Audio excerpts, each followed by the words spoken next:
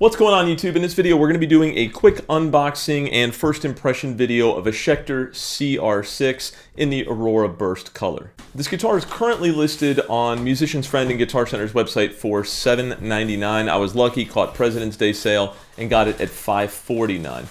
So it comes with the tools necessary to make adjustments, and they also let you know that it was strung with Ernie Ball strings. To be fair to Musician's Friend, this guitar did come double boxed. I had already taken it out of the first box when I started this video, so what you're seeing is the second box that it was shipped in.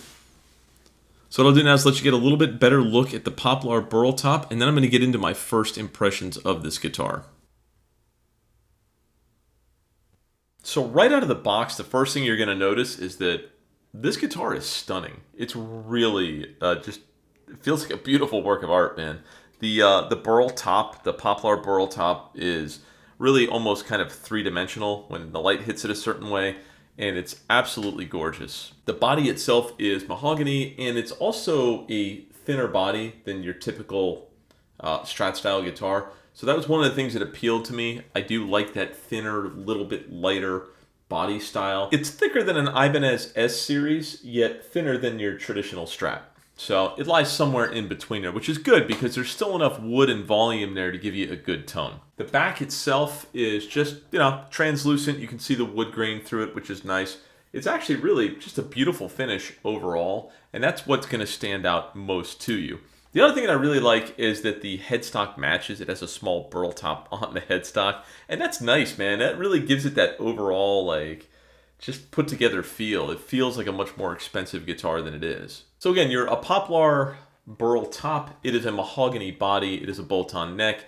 A Wenge, did I say that right?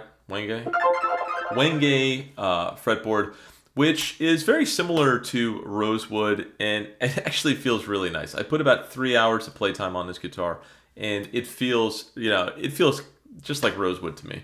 All right, so the fretwork on this guitar is fantastic. There's no sharp edges. Everything is filed off nicely, and it's what you would expect from a premium instrument. All right, so the tuners are just a basic Schecter branded tuner. I wish they were locking. Unfortunately, they're not. But they do have a good amount of resistance, the right amount of resistance where it's not too much, not too little. All right, as far as pickups go, obviously it's an HH configuration. They are Schecter branded pickups. They're called the Apocalypse 2. They are passive, and that's an important part to mention. This is not an active pickup that's in here. They are indeed passive. Did I mention this guitar's coil split? Yeah, it's probably because I never use it, but it's coil split. As far as the bridge goes, it's a fixed bridge, no tremolo, and it looks relatively easy to work on. All right, and last but not least, right out of the box, we get to the bad, right? Yeah, there's always got to be some bad thrown in, right?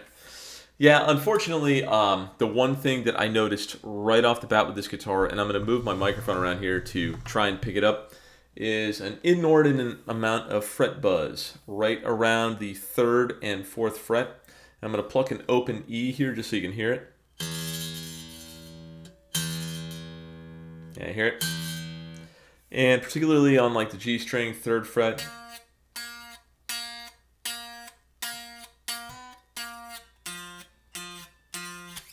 Yeah, I mean, I don't have it really tuned up to be spot on at the moment, but still, there's definitely some fret buzz there on the, open E, 3rd and 4th frets of the G and the D. Really some considerable fret buzz on the lower end side of the fretboard. The important thing to note is that this is a fairly common issue. It's pretty typical to need to have a guitar set up when purchased. It's one of those things where I live in a fairly humid area, and I'd be willing to bet that this guitar came from a fairly dry area, and a simple environmental change probably threw it off a bit. I forgot to mention earlier, but the neck itself is maple, and maple is more sensitive to its environment, so it kind of makes sense that it's likely that this guitar was thrown off a little bit by the humidity here. So my overall first impressions of this guitar are that it's absolutely beautiful. I mean, from the aesthetic standpoint, it's gorgeous. It's currently $7.99. I got lucky, caught it on a deal at $5.49 from Musician's Friend. At that price point, I kind of feel like it's a steal. The fretwork on it is absolutely flawless, and I probably should have gone a little bit more into that, but this is just kind of a first impression video. But, the fretwork on it feels fantastic. Obviously, the one knock on the guitar was the fact that it's got fret buzz and it's going to need a setup. But to be fair, it's pretty common for a new guitar to need a setup. So what I'm going to do in the meantime is just give you a quick demo of it and let you hear how it sounds.